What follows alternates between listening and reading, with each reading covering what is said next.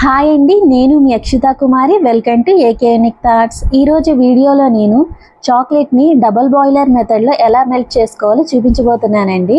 ఇది ఎలా తయారు చేసుకోవాలో చూసే ముందు నా వీడియోస్ కనుక మీకు నచ్చినట్లయితే లైక్ చేయండి, షేర్ చేయండి, సబ్స్క్రైబ్ చేయండి. ఇప్పుడు లేట్ చేయకుండా ప్రాసెస్లోకి అయితే వెళ్ళిపోదాం.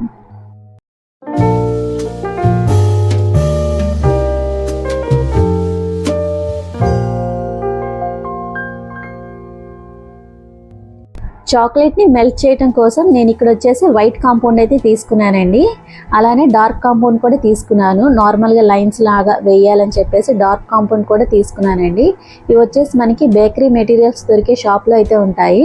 అలానే ఇక్కడ నేను ఫ్లిప్కార్ట్లో మౌల్డ్స్ అయితే ఆర్డర్ పెట్టానండి. వీటిని కూడా ఒకసారి టెస్ట్ చేద్దామని చెప్పేసి ఇలా తీసాను. హార్ట్ షేప్ చాక్లెట్స్ అయితే చేద్దామని చెప్పేసి ఇక్కడైతే నేను తీసుకున్నానండి. చాక్లెట్ని మెల్ట్ చేయడం కోసం ముందుగా అయితే వైట్ కాంపౌండ్ని మనం కట్ చేసుకోవాలండి. కట్ చేసుకొని ఒక గ్లాస్ బౌల్లో అయితే యాడ్ చేసుకోవాలి. మీరు కావాలంటే స్టీల్ బౌల్ కూడా తీసుకోవచ్చు. నేనైతే ఇక్కడ గ్లాస్ బౌల్ తీసుకున్నానండి. ఇప్పుడు ఇందులో వైట్ కాంపౌండ్ అయితే చిన్న చిన్న ముక్కలుగా కట్ చేసుకుని యాడ్ చేసుకోవాలి. ఇక్కడ నేను వచ్చేసి చాలా తక్కువ క్వాంటిటీలోనే నేను కట్ చేస్తున్నానండి. ఎందుకంటే ఆల్రెడీ నేను బ్రౌనీస్ అయితే రెడీ చేశానండి. వాటిపైన హార్ట్ షేప్ చాక్లెట్స్తో డిజైన్ చేద్దామని చెప్పేసి వీటిని అయితే కట్ చేస్తున్నాను. మీరు చూస్తున్నట్టయితే నేను చాక్లెట్ని కట్ చేయట్లేదండి, ఇలా లైట్గా తురుముతున్నాను. ఎందుకంటే కొంచెం నేను తక్కువ క్వాంటిటీలోనే చేస్తున్నాను కదా, అందుకనేసి ఇలా లైట్గా తురుముతున్నాను. ఎక్కువ క్వాంటిటీలో చేసుకుంటే కనుక ఖచ్చితంగా మనం కట్ చేసుకోవాలి. కొంచెం పెద్ద సైజ్ అయితే కట్ చేసుకోవాలి. చూసారు కదండి, ఇక్కడ నాకు ఎంత చాక్లెట్ కావాలో అంత చాక్లెట్ని అయితే తురుముకున్నాను. సేమ్ ఇదే విధంగా డార్క్ కాంపౌండ్ చాక్లెట్ని కూడా ఇలా అయితే తురుముకున్నానండి. నెక్స్ట్ వీటిని మెల్ట్ చేయడం కోసం ఒక స్టీల్ గిన్నె అయితే తీసుకోవాలి. ఈ గ్లాస్ బౌల్ కన్నా కొంచెం పెద్ద సైజు స్టీల్ గిన్నెని అయితే తీసుకోవాలి. అందులో సగానికి పైగా వాటర్ని యాడ్ చేసుకొని ఈ వాటర్ని ఇలా ఆవిరి పైకి వచ్చేలాగా అయితే మరిగించుకోవాలండి. వాటర్ మరిగిన తర్వాత గ్లాస్ బౌల్ని అయితే ఈ స్టీల్ గిన్నె పైన ఇలా పెట్టుకొని 1 నిమిషం అయితే అలా వదిలేయాలండి. ఇక్కడ ఈ గ్లాస్ బౌల్ని ఆవిరి బయటికి పోకుండా గిన్నెకి కరెక్ట్గా ఫిట్ అయ్యేలాగా అయితే తీసుకోవాలి. ఇప్పుడైతే 1 నిమిషం తర్వాత వీటిని అయితే ఇలా కలుపుకుంటూ మెల్ట్ అయితే చేసుకోవాలండి.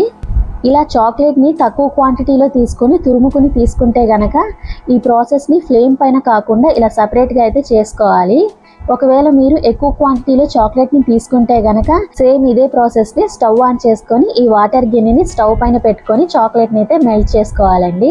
ఎక్కువ క్వాంటిటీలో తీసుకుంటే కనుక ఖచ్చితంగా స్టవ్ ఆన్ చేసుకుని అయితే మీరు మెల్టింగ్ ప్రాసెస్ అనేది చేసుకోవాలి. నేను ఇక్కడ తక్కువ క్వాంటిటీలోనే చేస్తున్నా కాబట్టి ఇలా నేను స్టవ్ ఆన్ చేయకుండా ఇలా సపరేట్గా అయితే చేస్తున్నానండి.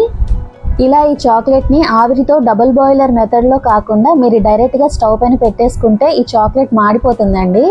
అందుకని ఎప్పుడైనా సరే చాక్లెట్ని మెల్ట్ చేసుకునేటప్పుడు డబుల్ బాయిలర్ మెథడ్లోనే చేసుకోవాలి. 5 మినిట్స్ తర్వాత చాక్లెట్ అయితే చక్కగా మెల్ట్ అయిపోయింది. ఇప్పుడు ఇందులో మీకు నచ్చిన ఫుడ్ కలర్ని అయితే యాడ్ చేసుకోవచ్చు. నేను ఇక్కడ వచ్చేసి రెడ్ కలర్ అయితే యాడ్ చేస్తున్నాను. ఇంకా మీరు కావాలంటే కనుక ఇందులో ఫ్లేవర్ని కూడా యాడ్ చేసుకోవచ్చండి. స్ట్రాబెర్రీ ఫ్లేవర్, పైనాపిల్ ఫ్లేవర్, మీకు నచ్చిన ఫ్లేవర్ని కూడా యాడ్ చేసుకోవచ్చు.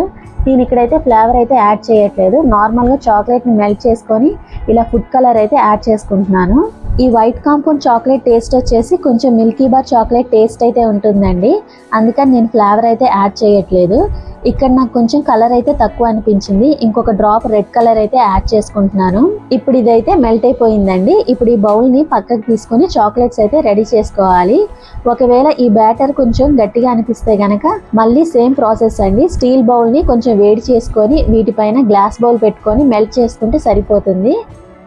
ఇలా చక్కగా డబుల్ బాయిలర్ మెథడ్లోని చాక్లెట్ అయితే మెల్ట్ అయిపోయిందండి. ఇప్పుడు ఈ మెల్ట్ అయిన చాక్లెట్ని ఇలా మౌల్డ్స్లో అయితే వేసుకోవాలి. మీరు కావాలంటే మీకు కావాల్సిన షేప్స్లో కూడా మీరు ఈ చాక్లెట్ని వేసుకోవచ్చు.